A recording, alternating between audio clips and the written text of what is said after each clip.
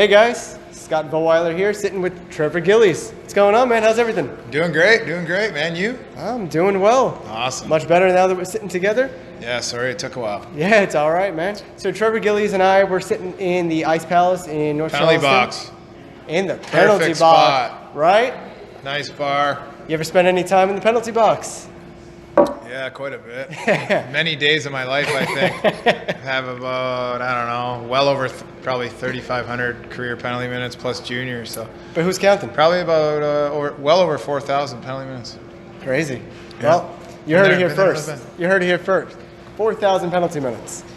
Well, Trevor was gracious enough to sit down and talk with us a little bit about what's going on right now and what's going on in his future. So, Trevor, tell me, in case the world doesn't know, what is the status for your playing career next season with the Stingrays? I'm officially retired. Unfortunately, all the hits, body checks, punches, sad to say, but I'm not going to be able to play. I got told by a very dear friend of Mrs. Zucker, one of the top neurologists, neurosurgeons in America, that my brain checked out good, getting a scan, no lesions, no shrinkage, no problems. But with the way I play and my age, it'd be smart to get out. So I'm not going to be allowed to play, even though I would love to. Love the Stingrays organization, all the fans here, all my teammates, and it was special to be able to finish up the twilight of my career here in Charleston. Would have liked to have done 20 years. I got 19 years pro in, but fortunately, everything has an expiration date, and I think I played a little past my expiration date. But I love it that much, and unfortunately, I'm done. But I always come around the boys and this great community, and love it here, and give back to some kids and do some hockey schools and stuff like that. So but officially, I'm retired and transitioned into the next phase of my life. Well, we're going to definitely miss you on the ice. Appreciate that. But congratulations. Thank you, yeah. Glad to hear that everything's good. Yeah, thanks. Which really does kind of play out to the next question. Okay. Did you plan on staying in the Charleston market and really working on youth hockey and maybe other leagues from there? What type of involvement you plan on having? Yeah, I haven't. First time I skated was a couple weeks ago for the Zajac Devon Hockey School. They had a great turnout of kids. It's great kids. I think the parents really enjoyed it. Same with the kids. And to be honest, us coaches, me, Zajac, Joe Devon, Jeff Jakaitis, we had an absolute blast. We're very blessed human beings to play a little boys and little girls game for a living.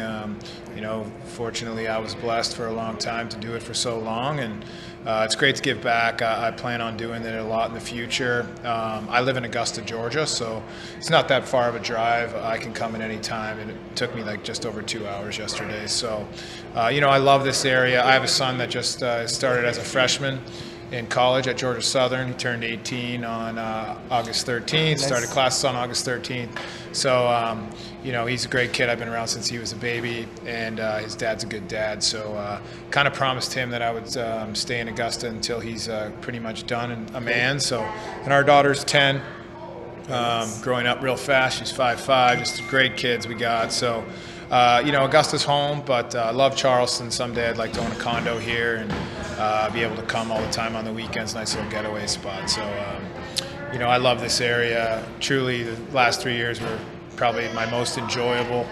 Didn't have big boys like Bugard chasing me around and guys like that. So, right. It was fun. I wasn't half the player that I used to be, but, tried to help kids in the community, guys on my team get to the next level, be a leader. And a lot of the things that aren't goals and assists, is what I'm good at. I'm good at being in the locker room kind of guy, a glue guy, treat everyone like their family and make the team come together. And, had a blast here the last 3 years. And it's sad it's coming to an end, but we all have to retire sometime. Absolutely. Well, you're a big fan favorite, and appreciate it. Yeah, you're very welcome, and everyone's definitely going to miss you. But it's just nice to see that you're still going to be in the community. Yeah, absolutely. Great. Yeah, I love it here. Joe Devon's one of my best friends, and I'm tight with a lot of the other guys that are still around here. Patrick Gall. I really like Marietti, good dude. I used to battle against him back in the, the late 90s, early 2000s before I got to AAA. I fought Hugo Marchant. He's a fireman in town.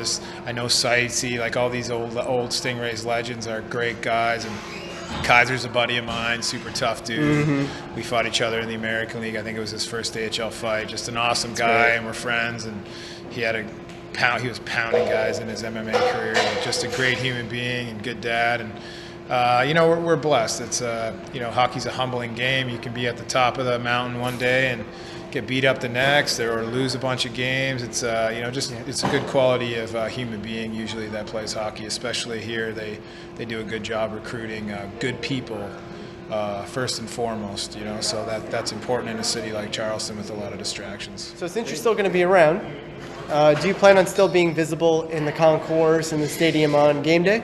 I'll definitely be coming to support the team, with a family and a wife with a full-time job. I probably won't be able to make every game. I live 2.5 hours away, but, you'll see me around, and I'll definitely be approachable and available just like if I was playing for the team. I love it here and love all the fans. So. Well, I appreciated the fact that when you were scratching on there, you'd still be out there and people come and say hi, get to, as Mike, our camera guy, used to say, you'd be out there ordering food like the rest of us. Oh, of course. That's great. No, I mean, my buddy, I love his barbecue. If you look on the board, it's called whatever this is. It's named after me. It's pretty cool. He wants to say it. Go ahead. You can say it, Mike. What's it called, bud? What's it called? I don't remember what it's called. Man. You know what it is. It's the Gillies special. Crispy tater tots with pulled pork and cheese and I put a little habanero on there. It's money. Very nice. Yeah, it's money. His guy's named Cheyenne. It's Ledyard Barbecue Company. I'm giving you a plug right now, but great spot at the rink. And I'm just a normal guy that got blessed to play a long time, and I like to treat everyone like I'd like to be treated, and the game's been good to me, man. I met my wife because of the game. Nice. All my memories are from the game, and I'm gonna miss all the fans and all the boys, and just the overall whole lifestyle. It was a great time. Awesome.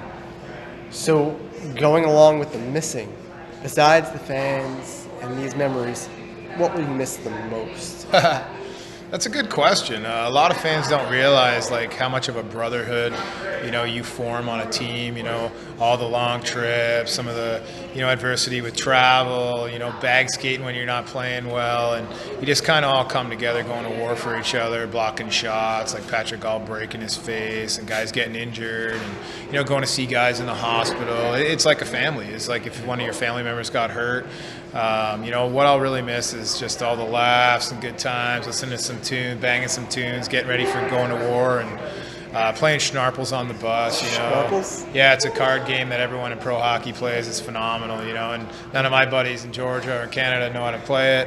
So it's kind of a hockey thing, and we gamble a little bit and play. It's just a blast, and those are the things you'll miss the most, the guy time. I'll miss the fans, but ultimately I like the physicality of the game. I'll miss, banging bodies, chasing that little biscuit around. I didn't exactly score a lot of goals in my career, so I chased it around a lot.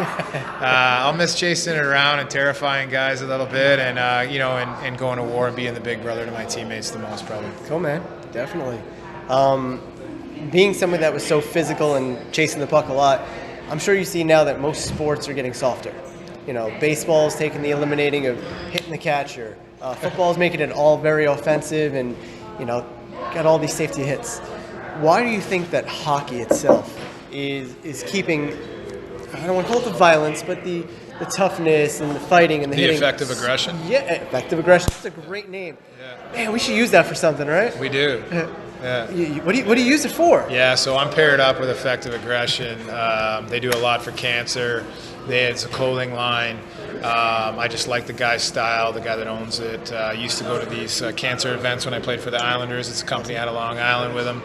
And we've paired up and have my own little clothing line at www.effectiveaggression.com. You click TG51, and I got a bunch of cool shirts, women's tank tops, some hats. I'm going to have hoodies. It's kind of my way of still connecting with my fans and having a cool product and just a little side hustle that's fun. And we'll be donating some money that some of the proceeds to cancer and different stuff. It's fun. So yeah, that's that. That's so awesome. Check us out. Yeah, check us out. Go right on. Right, go on the phone. So back to that. So besides the effective aggression, right, of hockey, why do you think hockey still keeps it so pure and keeps it in the game, and they're not shying away from it as much? Well, I mean, it's definitely not as physical as it used to be.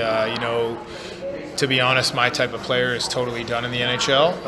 Has been for a long time. But they're still fighting. One of my buddies I used to play with, Mike Haley, led the NHL in fights, I think, last year with 24. You got those kind of guys like Wilson, who I really like, Reeves. There's a bunch of names I can name out. Kyle Clifford, he's from my hometown, a lot younger than me, but like just guys that are physical. Matt Martin, I taught to fight, just a great kid. He's awesome Taught him man. to fight, you said? Well, we worked together. I mean, he awesome. knew how to fight a little bit, but we worked together. But just a great player, and he leads the league every year in hits. Just a phenomenal human being, and we truly enjoy playing him. It's great to see him doing well. But there's lots of guys like that still, but you have to be able to play the game like them. And you have to put up some minutes and some points, and that's the new age. It's a lot younger game. It's a lot faster game. The rules have changed many times over the years with the lockouts. And, it's still physical, and why it's so fun is because guys are just so much better nowadays. It's fast. The goalies are so athletic.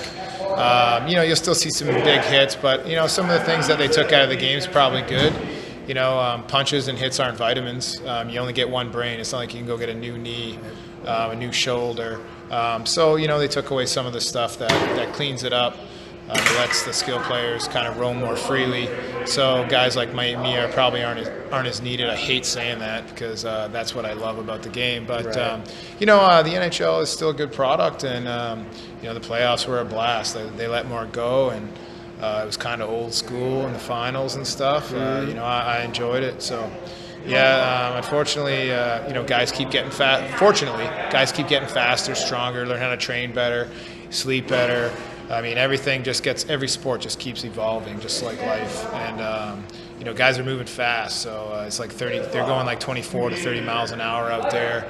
Collisions happen, and, injuries happen. So, it's good that they're cleaning it up. Tell me a little bit, how does your time playing with the Rays, in the ECHL, kind of compare to your time playing with a lot of these guys in a lot of the leagues in the higher levels? Obviously the East Coast Hockey League is a good league. It's a developmental league. It's a lot of younger players, especially nowadays. And, it's guys are really close to getting to the next level for whatever reason. Some of them might be on NHL contracts, super young. They need some seasoning. They're going to get some more playing time down here. There's a lot of older guys that had their time that still want to play and try to win a championship, and they just love the game and still blessed to be making a living doing it. Every level is just a little bit better. The passing's a little bit better. Guys are a little bit faster.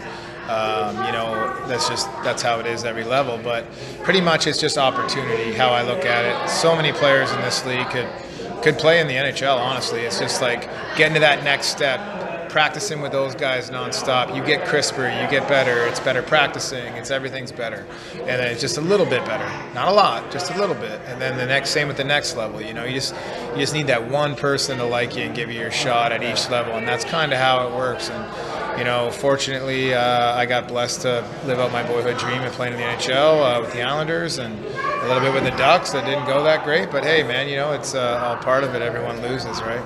But if you never lost, you're not fighting the right guys. That's how right. I look at it. So that's right. But it's just a little bit better, and unfortunately, not all guys get that opportunity. Right place, right time. What they always say, but that's kind of how it is. And sure. It's a great league. I felt like I came full circle. I started in the East Coast League for a very long time. What I love about the East Coast League is it's almost like, I didn't play college, but same with junior. It's a super tight-knit group, you know what I mean?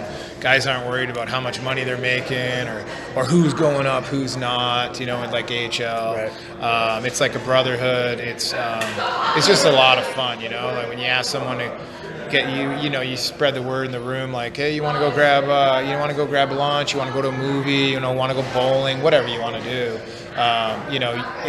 And at this level, you're going to get a good response and probably get like 3/4 of the team. It's a blast, and I truly love this league, and it's been good to me, and I was happy to be able to help some guys the last couple of years feel safe out there and help them with fighting, whether they were a fighter or not, and ultimately help us win. And it was great. So you talk about your boyhood dream being in the NHL. You got that opportunity. Obviously no longer playing because we announced we were retiring. Yeah. You have a gentleman who a couple of years ago was in the same type of role as you, an enforcer, a fighter, so to speak. Yet he wins the MVP at the NHL All-Star Game. I'm talking about John Scott. Did you ever? Yeah, I'm sure. I mean, that was a big story. Yeah, no, I love it. Did you ever picture maybe yourself being that major? No. So John Scott got into the All-Star Game because of a vote by fans, and it was the last year they allowed it. I thought it was super cool, and he did great up there. It was awesome to see. I never think I ever played against John at all. I don't think one game, but big, tough guy, super long reach. Those guys with the long reach are very challenging. You know what I mean? Like tough.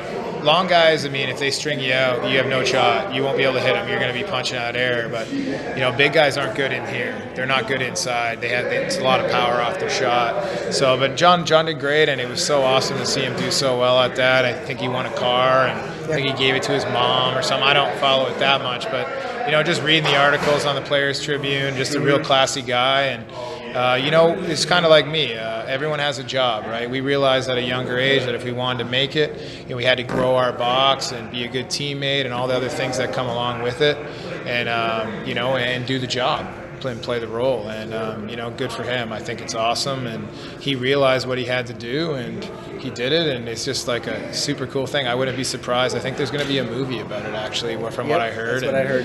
I've never met John. I heard he's a great guy. From a bunch of the boys, we're a small fraternity, and that was pretty cool. I mean, I think he'll be the only guy ever that was just a pure enforcer in the NHL All-Star Game and also to score points.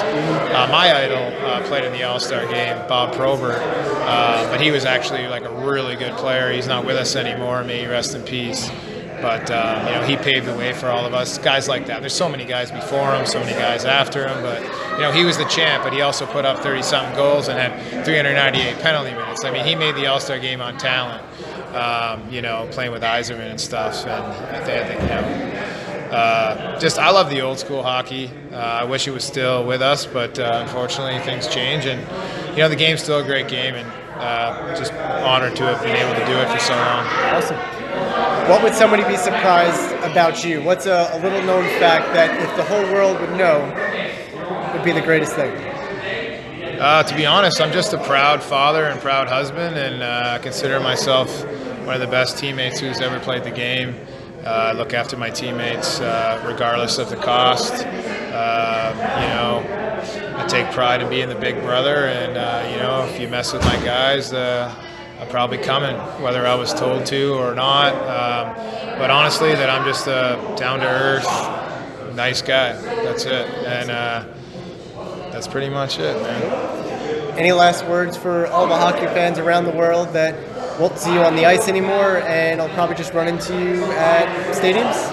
Yeah, I'm very approachable. Come up, have a conversation. I talk to everybody. You can ask anyone around here, anywhere I've played, and I'm going to treat everyone like they're the biggest CEO in America or Donald Trump, regardless if they're a bum on the side of the street or not. It doesn't matter to me. I treat people the way I would expect to be treated, and it's been a fun run, and I appreciate all the support from all the fans all over the world and all the different places I've played. So thanks to all the fans, and it was a blast, and hopefully the game will still be fun to watch here coming forward. Absolutely. Well, thank you very much again. Appreciate it.